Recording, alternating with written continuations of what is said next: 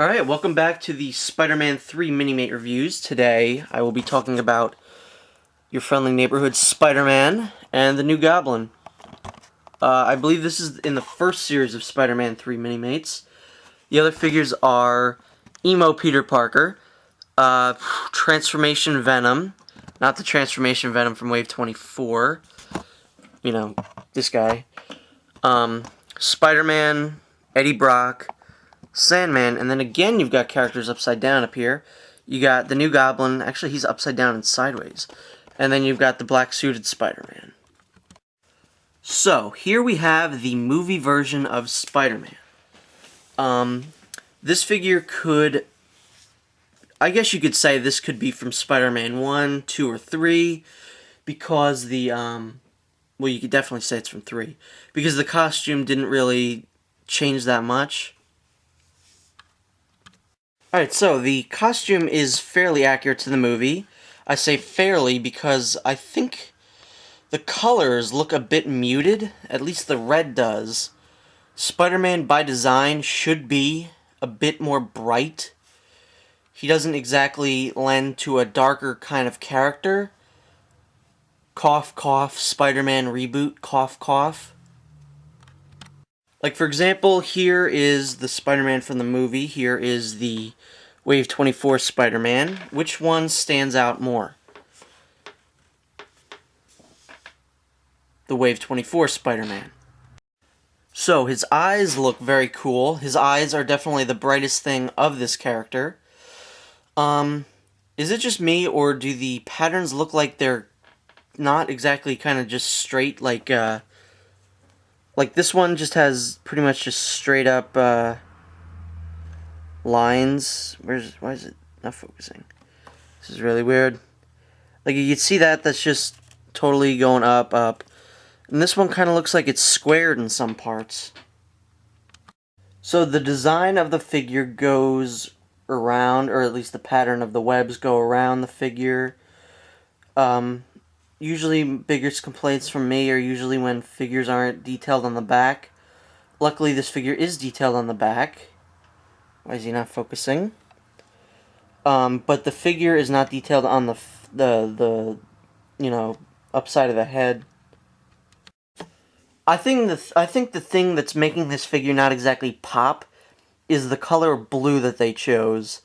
The blue is usually much brighter. Again, let me go to the other Spider-Man. You can see here, look how bright that blue is, and look how dark that blue is.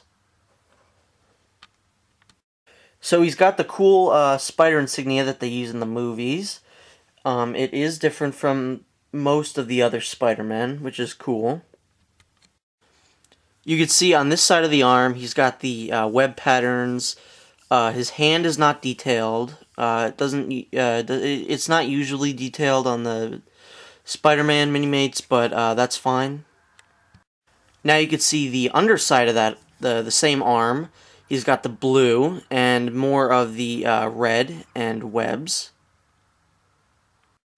On the back of the figure, you can see the blue a little bit better. The red spider kind of fades into the blue. It's not that pronounced. And then it's got the really annoying 2007 Diamond Select Toys China. He's got that on his legs too. So his legs obviously have the same design. He's got the boots on. Well, they're not really boots, but they're part of the costume. The blue is still the same kind of darkened color. Yeah. This figure is a good representation of the Spider-Man from the movies, which is really cool. I kind of wish they had done more Minimates for more of the movies. Like, I would like to see, like, even if they just release a box set, like, of Spider-Man 1, like, have a Spider-Man, Green Goblin, and a couple other characters. That'd be really cool. The only thing that's making it so that I don't love this figure is the fact that he's kind of boring. He is very drab, very dark, when Spider-Man should be kind of lively, bright, and fun. And now we are brought to one of my all-time favorite Minimates, the new Goblin. So first off, you can see that he is wearing his new Goblin mask. It goes all the way around. The hair is detailed too, just as the face is. Very accurate to the movie. It looks very awesome. However, you can take his mask off to get one of the best, if not the best, Minimate likenesses. There is absolutely no doubt that this is James Franco. It looks exactly like him. So he comes with an alternate hair, which is just as detailed as the other. I'm actually not sure which way I like to display this figure.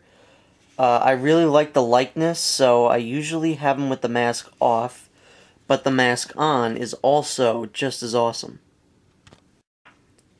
But for the sake of the review, I think I'm going to keep the mask on. Because there's no denying, that looks really cool. The new Goblin was probably one of the best things about Spider-Man 3, and that's saying a lot because, or I guess that's not saying a lot, because there's not much to like in that movie. So he's wearing this kind of backpack thing on his costume. His backpack holds his kind of arsenal, I guess. That there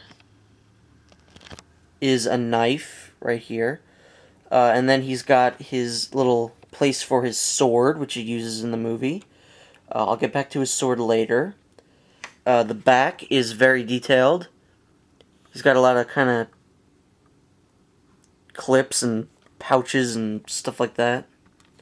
The front of the figure isn't that detailed. You can definitely see the pattern on the shirt, but kind of just as the Black Widow from the Iron Man 2 Minimates, there's certain angles where you can't see it at all. It's really annoying.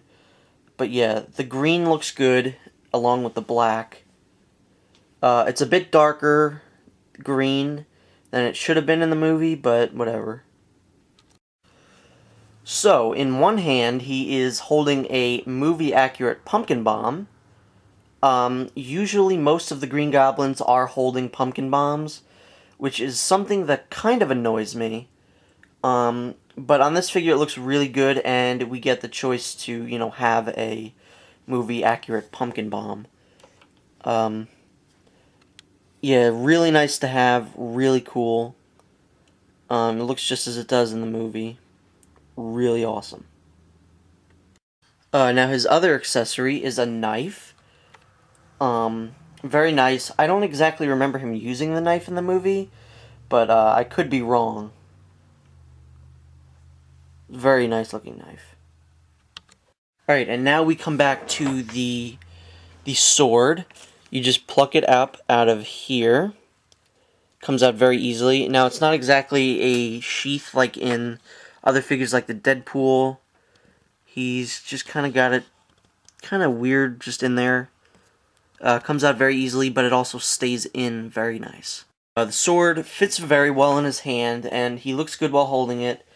But it is pretty much just an elongated version of the knife. So for some reason this figure is wearing two belts, neither of which can actually hold anything. He's got this pouch here which looks like it could be used to hold the other knife, but it does not. And finally, for his lower body, he is wearing these comically oversized boots. Shown with the rest of the figure, they are very huge. Now, the figure does get one more really cool accessory, and that is his glider. I believe this is the first Goblin figure to come with a glider. Why they never gave him, or why they never gave any of the other Goblins a glider, is I think because they didn't have it in their license to do any kind of vehicle or something. But whatever. He's got this kind of like Lego thing on there where you could put a figure in. Since all the figures have holes in their feet, you just put it right there. Snaps right on. and he looks good on it, but he doesn't hold on so well because he just comes right off. So there's really no even point to have the hole in the glider to make him get on it. The glider itself is very detailed. Looks just as it did in the movie. Really cool. So there's no denying that this figure is definitely the best out of all the Spider-Man 3 Minimates. He's definitely one of my favorites of all time. 'Cause he's just really cool. What's not to like about this figure? Now, I do want to do one more thing before I end this review, and that's compare him with his father. I've noticed that the figures kind of look the same. They've kind of got the same design going on. Boots, he's got the pouches there. He's got kind of the same thing going on. It's pretty cool. I'm not sure if the Thunderbolts Norman Osborn was in any way inspired by the new Goblin. I'm sure not. But it's pretty cool to think so.